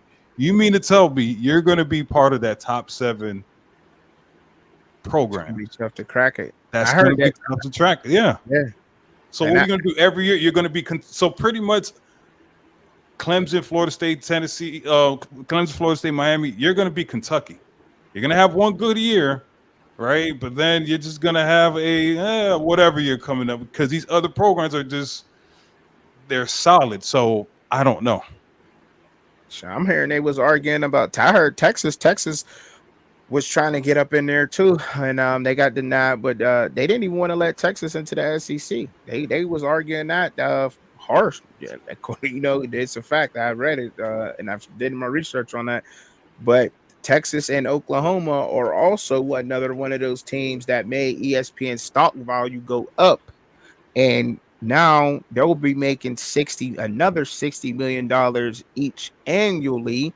But I mean, in closing on this, y'all, and the last thing I'm gonna say, I mean, because I got a lot of numbers, and I mean, I probably should give them for the people who don't know about all the numbers in the television deal. I probably should break this down to y'all a little bit more. All right, so let me get into it real quick. So the SEC, right?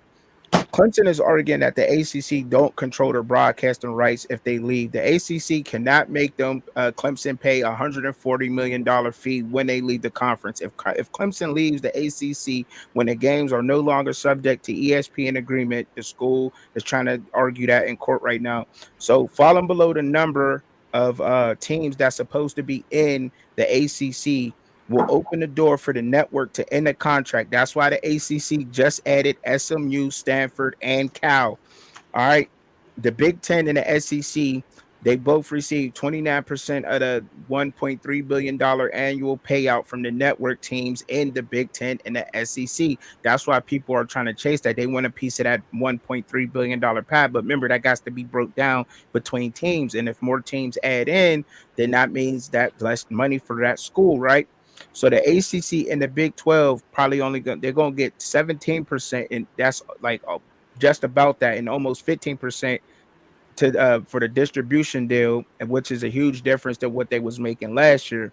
But they're having problem retaining the teams. The ACC schools will get somewhere between 7 million to 10 million less annually than the SEC and the Big Ten teams. So for the next 3 to 5 years, the experts is projecting that the Big Ten and the SEC schools earning almost double 80 million to 90 million in annual. The conference distribution teams in the ACC and the Big 12 is 45 million to 50 million football related TV revenue. All right. So they probably going to try to reevaluate the college football contract and everything. But Florida State and Clemson, they went out of there. But in the end, they willing to pay a $500 million each for a settlement, which is crazy to me, y'all. That's a damn lie. They won't do that. It got it. You know what I'm saying? I don't think they want to, but they're playing like they want to. Cube. They playing like they trying to play hardball, but I think it'd be more of a settlement to be realistic with it. You know what I'm saying? Like they're trying to tell the ACC, oh, we'll pay the $500 million if we want to, but like you said, that's a damn lie. They probably not gonna do that. They're probably gonna try to reach a settlement, right, to get up out of there. Yeah, but if you're the ACC trucking, would you settle with Florida State or Clemson? Hell no.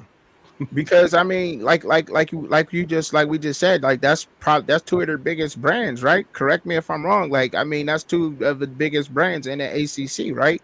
Clemson and Florida State University. I mean, you let them go. I mean, who really replaces them? They're trying to replace them with SMU, Cal, or Stanford. They're hoping that one of them is going to hit like Clemson or Florida State University. You know, that's what they're hoping for, but I don't think that that's realistically going to happen. But that's just the numbers and the research that I was doing. You know what I'm saying? And I wrote this down, and it's kind of it sound like it's everywhere, but that's just what it is. So, but these programs, these schools need to be forward thinking a little bit, right? Yeah. The SEC and the Big 10 are not going to exist. NCAA is going to dissolve, right? Mm-hmm. So the best thing for you to do is what Notre Dame is doing: get your own TV contract, right? Because eventually there's going to be because you got to think of everybody's always thinking about the top tier teams in these programs, right? The mid to lower tier teams, like, we want a chance at the playoffs as well, right? So there's going to be another conference being formed, right?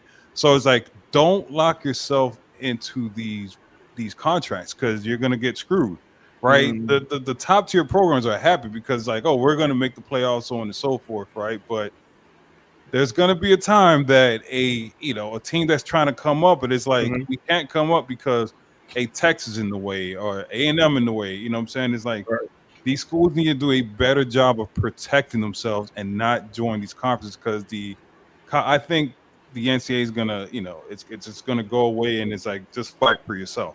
And right, I agree on that too. And what you just said was a good point too, though, Cuban. Like what you just said, bro. Like the because there is a new policy. You just said don't try to lock yourself in the contracts, and they just came up with a new policy, and it requires the school chancellor to provide notice and a financial plan for a school's potential conference exit. So you know what that means, right? You know what I'm saying? They want to know they want to know when you leaving and how you plan on leaving, and give me the blueprint. You know what I'm saying, to follow. And they're trying to say that UNC and NC State might be some kind of like package deal on this play.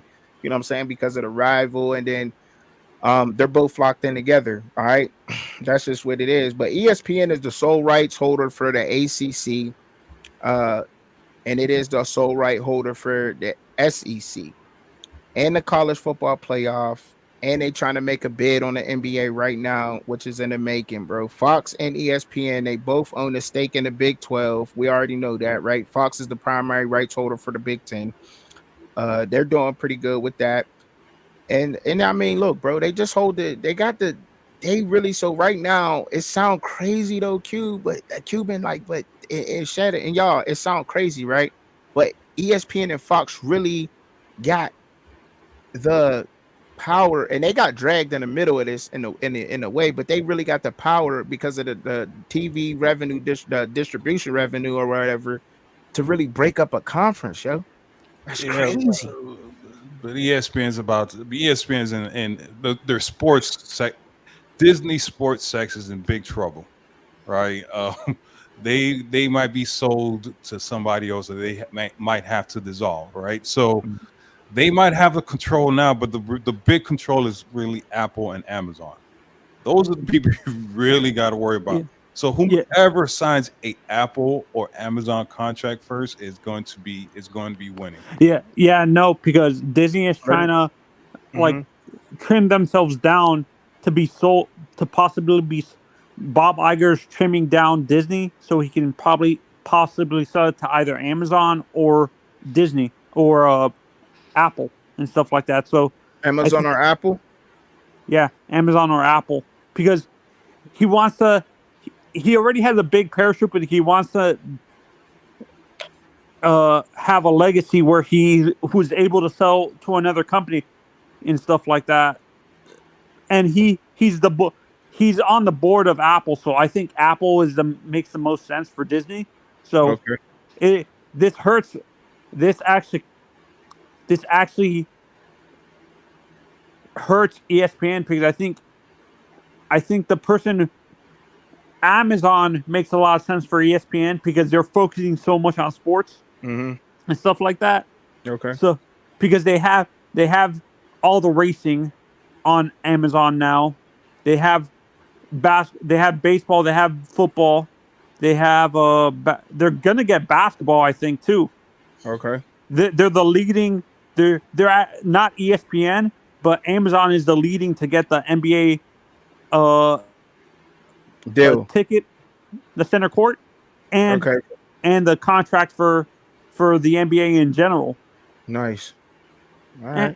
And Cuban, you said something earlier about the SEC and Florida State fans, Miami fans, and Clemson fans calming down on trying to get into the conference. But I actually read reports saying that the Big Ten and the SEC are trying to filter out their bottom feeders and push them to be independent or maybe go to the AAC or something like that. The Group of Five, like teams like Vanderbilt, teams like the bottom feeders in the what is it called in the Big Ten? I can't remember what teams they are. Like Minnesota, they want Indiana. Those teams, they want to push them out so they can make room for the bigger brands like a Miami, a North Carolina, a Florida State, or a Clemson, and stuff like that. That makes sense. That makes sense. And then thank you for coming in, Anthony. With that real quick. Hey, studio, you want to jump in on this? You want to jump in on this, Shad? I want to ask Cuban King and Shad. I don't know if it was clickbait. You know, you got to be careful right nowadays. But I saw the report saying Miami voted now against Clemson and FSU leaving, like almost in a backstab move. And I was like, I don't know how true that is. That's Florida State fans spreading that. I don't believe that crap. Yeah, that look kind of crazy. I know they like to make us look bad. So well, because UNC, North Carolina State, Miami, Virginia, they are involved in the ESIC discussions last year. All those schools, UNC, in North Carolina State, Miami, and Virginia were all in the last year ESIC plan discussions on how to get up out of the ACC, y'all. Like it's really crashing. We ain't talking, next year or the year after that, but there is ESPN has the chance to extend the deal that's going to 2036 next February. So if they don't sign that deal, this could happen. And it's just crazy that they have the power to do this over a whole conference. Like, because that's where most of the money comes from, I guess. You know what I mean? Do you think ESPN and maybe Fox? You said Fox has portions of the Big 12. Yeah, yep, they do. Fox. Do you think Fox and ESPN might force the Big 10, the Big 12, and ACC to merge into one conference? I don't know, but they have the power. I don't know. It's pure speculating. I don't know if that would probably be the move there. I think they're really trying to like come right be over with those conferences, like how you said, like the Big 12. The teams are leaving the Big 12. Like we just seen Texas and Oklahoma leave. Two of the big top schools from the Big 12 go over to the SEC. We're seeing moves like that happen because of the revenue that's in there, you know what I mean, and the level of competition, like how you just added about the last the Indianas, the Minnesotas, like people want to do away with that, Hold and on, but it's funny you say that. I don't mean to cut you off. It's funny. no, go ahead, bro. About the Fox having interest in Big 12, because I was wondering this a while back. I said, I wonder why they seem to be attacking the Pac-12 and the Big 12 seemingly is maintaining itself, and because it looked like at first it looked like the Big 12 and the Pac-12 were both going to collapse, but some kind of way the Big 12, even losing two of their best teams, still maintained itself. And even though Pac-12 had the best year out of almost all the conferences this year, because of Fox kept Fox got the Big 12 rolling, and the thing is like Fox and ESPN is in a battle right now, obviously, you know what I'm saying, to try to get the if it wasn't for the Big 12, actually, let's be honest, if it was, I think Fox would have been out of college football earlier than it has if it wasn't for the Big 12, because the Big 12 was their original conference. No, the Big 10 is the reason why the reason why Fox is their Fox's biggest brand. Big 10 is the smart move would be for NBC to buy the ACC contract, right?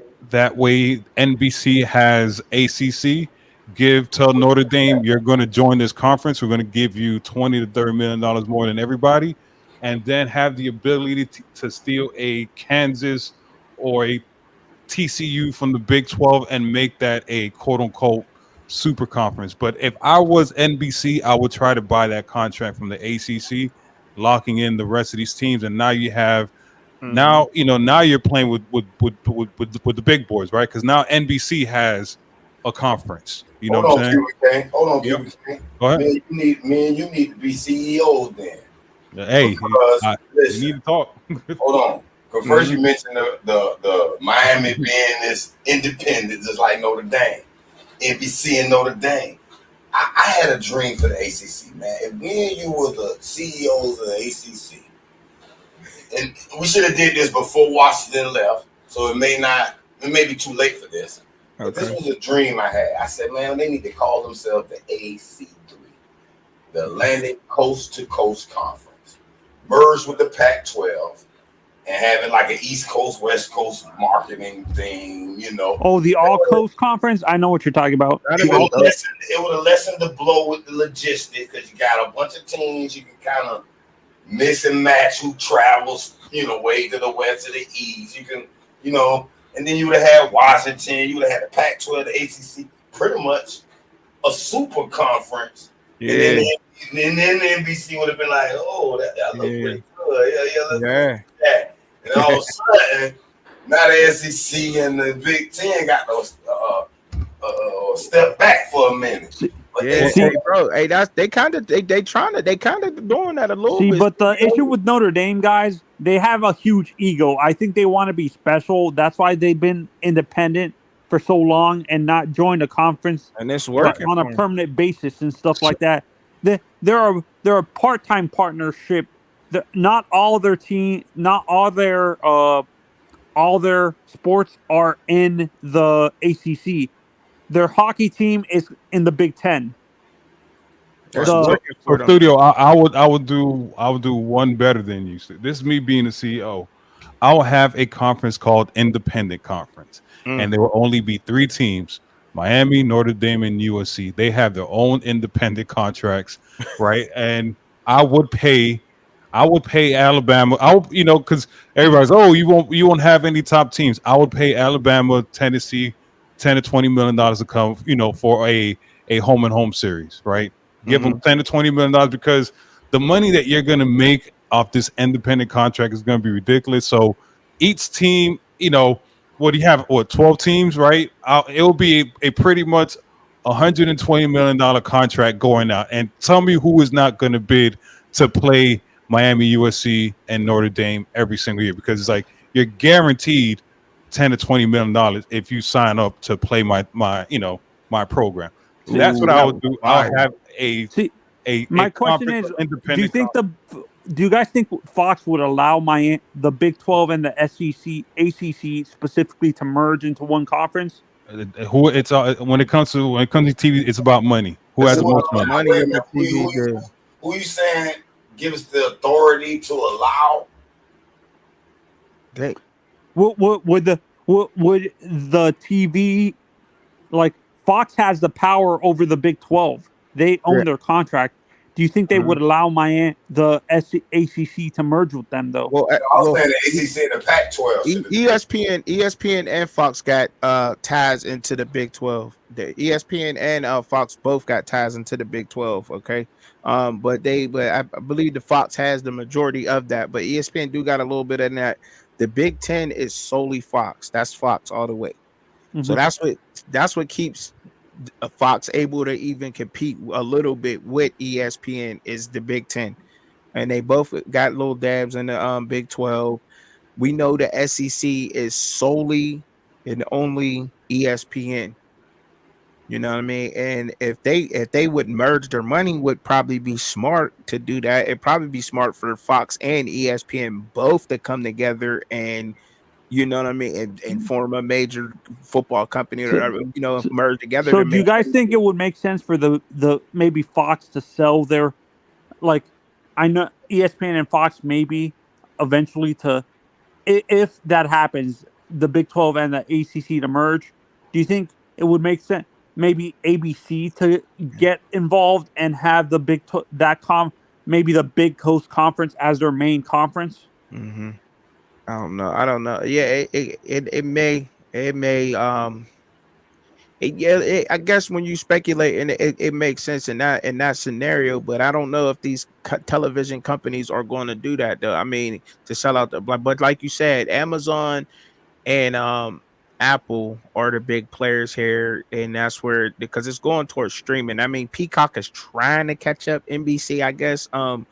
But man, it ain't this a topic to think about? Ain't this something to think about, though? And but hopefully it don't happen. It's a couple years ago down. You need at least 8 teams to start a conference, a football conference, at least 8. So we about to go ahead and jump over to Shad's channel, man. I appreciate everybody coming in and kicking it with me, man. We got to do this every Saturday, man. For real. I really appreciate that. But before we go and get out of here, y'all, I want to give y'all Grandpa's words of the day, man. He always send me a prayer, and I want to give it to everybody. So by God's grace, that bountiful gift from your heavenly Father, purchased by his own Son, does more than just erase sin. God's grace can also bring peace, hope, and healing. Grace has been defined as undeserved favor, and it is sufficient to cover all your sins. And the beautiful thing about grace is that God gives, not withdraw it when we stumble and fall. Instead, he gently picks us up and enables us to take the next step at his throne of grace. We can always find that help we need. We can run to the Lord in times of trouble, when temptation's back on, when our hearts are breaking, at life's crossroads, and during the dearest of nights. Rest in the gift that God has so generously poured out us who belong to his dear Son. All right, I just wanted to get that to y'all real quick, man, before we got on up out of here. Before I go, actually, could I say something about the Kobe thing? Or we're gonna take that over to Shad's channel. Yeah. We're gonna take that over to Shad's channel afterwards. All right. Okay. All right. So I just wanted to get out to y'all real quick, man. Hey, thank y'all for coming and kicking with me, man. So hopefully y'all come back out here Saturday. But we're gonna go over there and we're gonna finish the Kobe conversation. So you gonna drop the link, bro? Yeah. All right. So hit me up with that link, man. I appreciate y'all coming through, man. That was dope. That was a dope time. Good conversation there. I like having those. All right. page. Wanna see Truck and Chubby live and co-host Shad? Tune in at Fans Point of View, Saturday, 6:30 p.m. Eastern Standard Time, 3:30 p.m. Pacific Time. But in the meantime, in between time, enjoy the content. Don't forget to hit your notification bell for all updates. Thank you for watching.